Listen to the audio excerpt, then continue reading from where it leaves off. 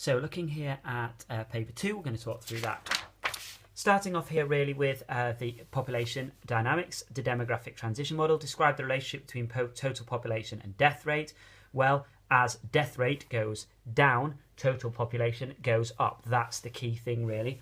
You may want to say for your second point that when death rate is steady, so is total population. So you need 2 points there. Describe 2 problems faced by countries with youthful population.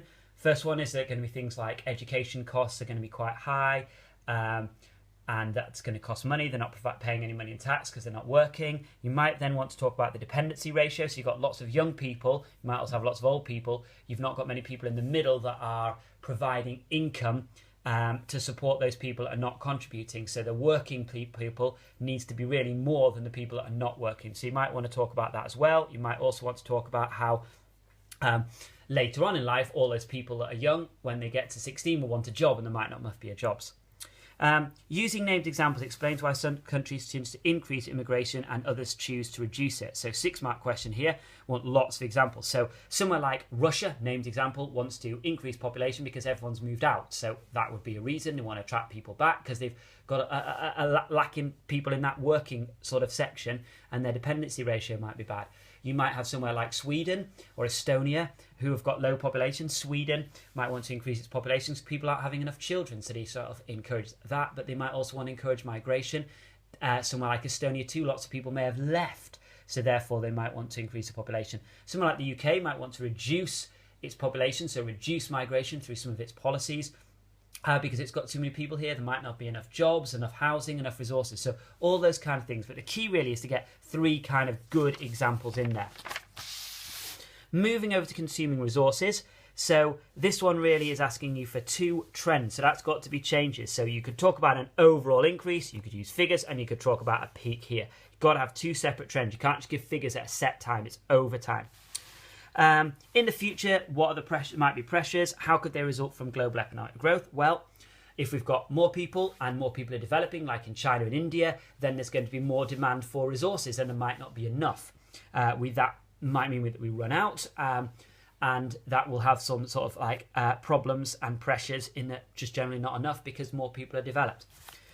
Think about global relations. Well, relations might be strained as people are sort of competing for resources. You could talk about conflicts, but you've got to be specific. So maybe you could talk about the Iraq War, but also much better would be conflicts may occur over exploration of the Arctic, with countries like the USA, Canada, Russia and Norway all claiming to have land, and maybe conflicts would occur there. And that might cause international relationships to be reduced. Explain how national and local government policies, policy is really important here, can reduce resource consumption. You've got to think, well, what could they be? National policies might be things like moving to renewable energy, like wind farms, or promoting nuclear energy, so we're not using up our non-renewable resources. So the energy policy might be things it might be a sort of local scale, things like the congestion charge in London, encouraging people to use public transport, use less resources. It might also be things like education on a national or local scale, encouraging people to conserve the resources, to recycle. That might be another thing. Might also think about national policies for reducing the cost of insulation for the houses, cavity wall insulation, loft insulation, so that houses are more energy efficient. It's kind of a sort of government scheme. It's all reduced energy efficient light bulbs, those sort of things to make people more efficient with their use and therefore use less resources. And as I say before, all things to do with recycling, doorstep collections and things, trying to use less resources as well. So they're the key points for that. Moving on here, globalisation. Now this one you should all have aced because we've done it as a mock exam really, and really we're still having a lot of people having problems. This here, describe the relationship between GDP. Well, overall, as GDP, forget Ethiopia, goes up, the number in secondary decreases, with the exception of Ethiopia. So your first point for that, second point for Ethiopia, which is an exception. You've got to kind of look at this right. So many people saying that as GDP goes up, so does the secondary. Not true. Explain how the growth of secondary employment in developing countries can bring both benefits and problems. So this is really talking about TNCs operating in countries like Bangladesh. Get the names in there.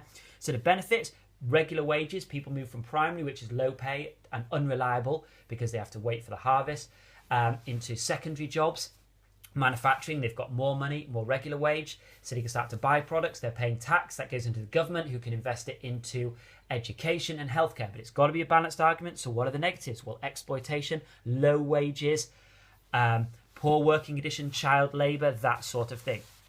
Then this one here, explain how international trade has grown rapidly in the last 50 years. Well, 6-mark question, loads you can say about this. So improvements in transport, bigger boats, cheaper transport, really good.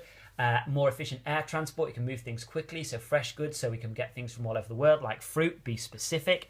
Things like the World Trade Organization, reducing trade barriers so people can trade more easily with other people. TNCs operating all the world, getting us the best price by cheap labour and cheap transport, moving it across.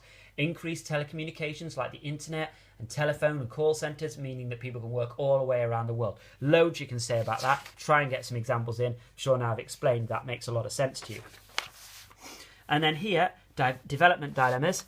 So first question, describe the global pattern of human development. Well, you've got your north-south divide. That's the first thing you should say. Then really talk about specific examples. Really low in Africa, so talk about the continent. Really high in North America. 2 points there.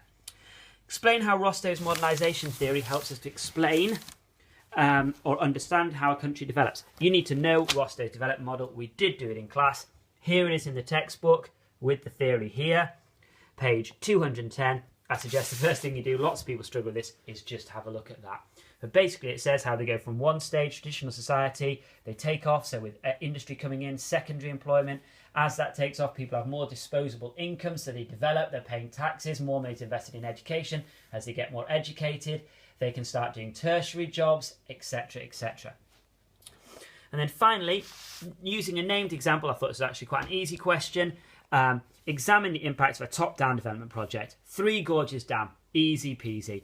And we've got to say, get half our marks from advantages, half from disadvantages. But really it wants us to focus here on different groups of people. So what groups have we got? First of all, we've got the local people. Well, the local people that had to move, or 3 million or whatever it was of them, they are going to have some real sort of issues there. However, some of those local people will have been able to be employed in actually building the dam. So they provide lots of employment for those people. That's great. Another group of people might be people who had cultural heritage areas there. So they may feel that they've lost, and some of the Chinese people may feel they've lost lots of cultural sites. Then they've had workers. We could talk about that and the advantage it brings. We could talk about the government and people further away, further afield, the Chinese population who are going to benefit from the flood control. So further away, not flooded by the dam. There's going to be Chinese people who are not going to be flooded anymore because it was flood control was a big thing. They're also going to get hydroelectric energy, so they're going to have more regular energy supply. So they're going to think it's a real kind of benefit, really. The government's going to think that it's really good as well and be pleased about it. So they're the sort of things to talk about. Key thing there really is thinking about the groups of people. So now you've looked at that, you need to go through it. You need to make sure that you've gone through the mark scheme, green pen, written down exactly what you'd need to do to improve.